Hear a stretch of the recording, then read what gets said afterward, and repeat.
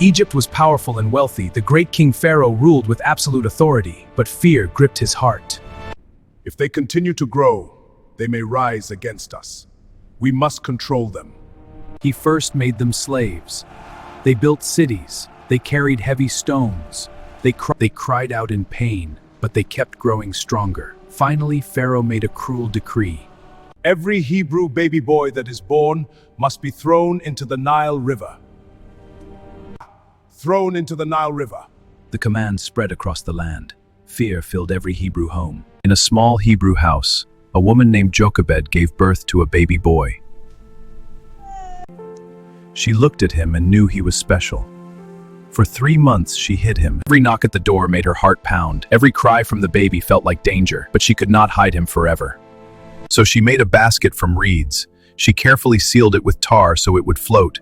Tears filled her eyes. She placed the baby inside and set the basket gently among the tall reeds at the edge of the Nile River. His sister Miriam stood at a distance, watching.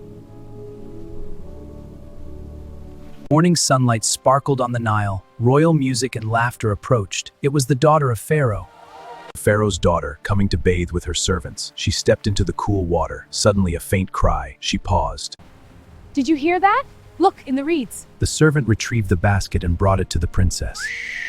Inside, a baby boy looked up at her and began to cry. Something changed in her heart. She knew her father's law, but compassion overcame fear. This is one of the Hebrew babies. She held him close. In that moment, a royal heart chose mercy over cruelty. From the riverbank, Miriam, the little girl, stepped forward bravely. Shall I find a Hebrew woman to nurse the baby for you? The princess agreed. Miriam ran quickly and brought Jochebed. The mother stood before the princess, hiding her emotions. Take this child and nurse him for me, and I will pay you. Jochebed nodded. The baby who was meant to die was returned to his own mother. Years later, the princess officially adopted the boy. She gave Call him Moses because I drew him out of water. But that name carried deeper meaning. The one drawn from water would one day draw a nation out of slavery. Moses grew up in the palace. He wore fine clothes. He learned Egyptian wisdom. He walked through golden halls, but inside, he knew he was Hebrew.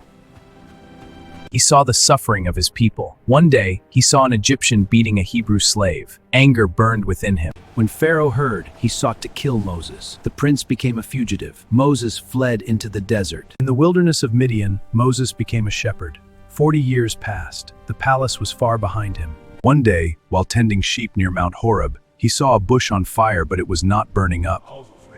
God told him, I have seen the suffering of my people. Go back to Egypt. Tell Pharaoh to let my people go.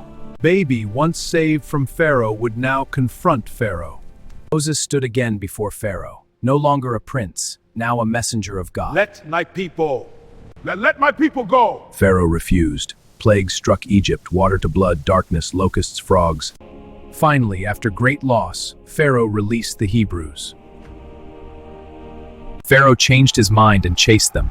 The Israelites were trapped between the army and the sea. Fear spread, but Moses raised his staff. The Red Sea parted, the people crossed on dry ground. When the Egyptian army followed, the waters returned. The king who once ordered his death was defeated by the very child he tried to destroy. Moses stood on a mountain overlooking his people. From a basket in the reeds, to a prince in a palace, to a shepherd in the desert, to the deliverer of Israel. All because one princess chose compassion on a riverbank. And history changed forever.